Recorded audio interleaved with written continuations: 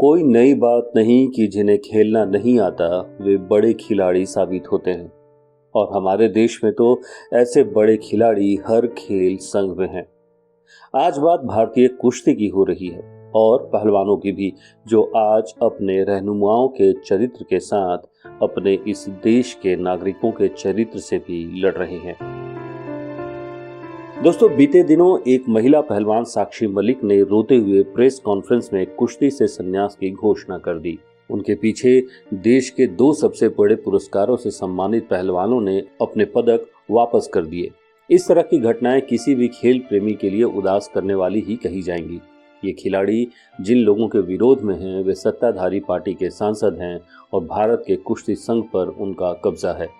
ऐसे में उनके समर्थक भी बहुत हैं। इन्हीं समर्थकों ने आज उन्हीं खिलाड़ियों को बुरा भला कहा जिन पर कभी वे गर्व करते थे।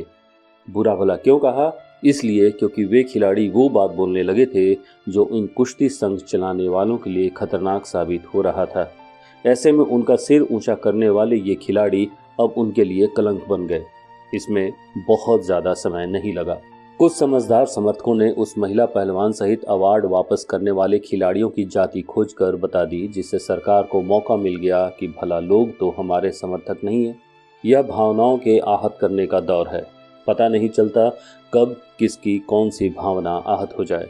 इन खिलाड़ियों के ऐसा करने के पीछे का एक कारण बाहुबली नेता के सहयोगी का एक खेल संघ के अध्यक्ष पद पर चुना जाना है। इससे पहले वो नेता ही बीते दशक भर से इस संघ को चला रहा था। उस पर नाबालिगों के यौन शोषण के आरोप हैं। पुलिस इसकी जांच कर रही है, लेकिन इस संघ के क्या नतीजे होंगे, उसको क्या सजा मिलेगी, यह सब सरकार की मर्जी पर निर्भर करता है। पुरस्कार वापसी और रोते हुए संन्यास के 2 दिन के बाद हो रही किरकिरी के बाद खेल मंत्रालय ने संघ को बर्खास्त कर दिया। सवाल उठता है, पहले तो चुनाव ही क्यों होने दिए?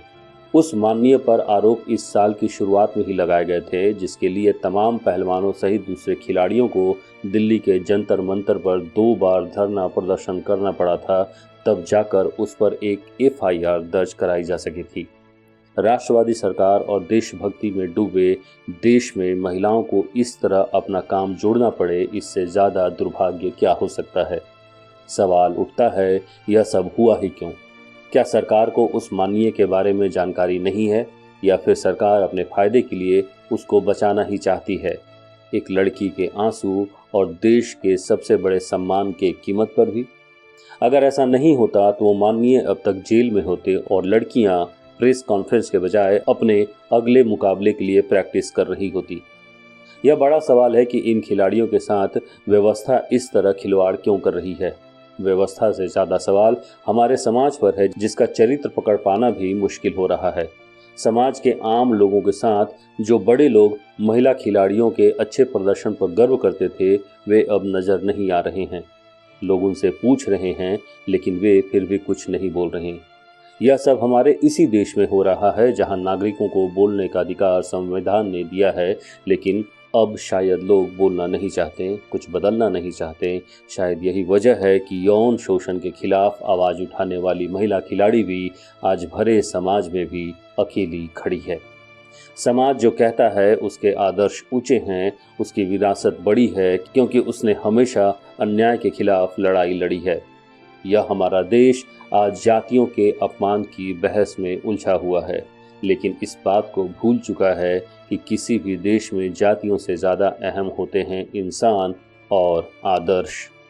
तो दोस्तों, आपको क्या लगता है कि क्या हमारे देश के पहलवान जो यौन शोषण के खिलाफ लड़ाई लड़ रहे हैं, वे अपनी जगह पर ठीक हैं, या उनमें कुछ है जो उन्हें गलत साबित करता है, उन्हें किसी के हाथ का खिलौना बनाता है? हो सकता है कि आप इन दोनों में से किसी एक विचार से सहमत हों। वो विचार चाहे जो भी हो, उसे कहिए, बोलिए और हमें बताइए, क्योंकि एक महान लोकतंत्र के लिए लोगों का बोलना ज़रूरी है, क्योंकि यही बोलने वाले इंसान एक लोकतंत्र की बुनियाद होते हैं। इसे कमज़ोर होने मत दीजिए। बोलिए मोबाइल वाणी पर नंबर 3 का बटन दबाकर, या अपने मोबाइल पानी ऐप पर ऐड का बटन दबाकर अपनी बात कहिए, क्योंकि आप बोलेंगे तो बदलेगा। नमस्कार।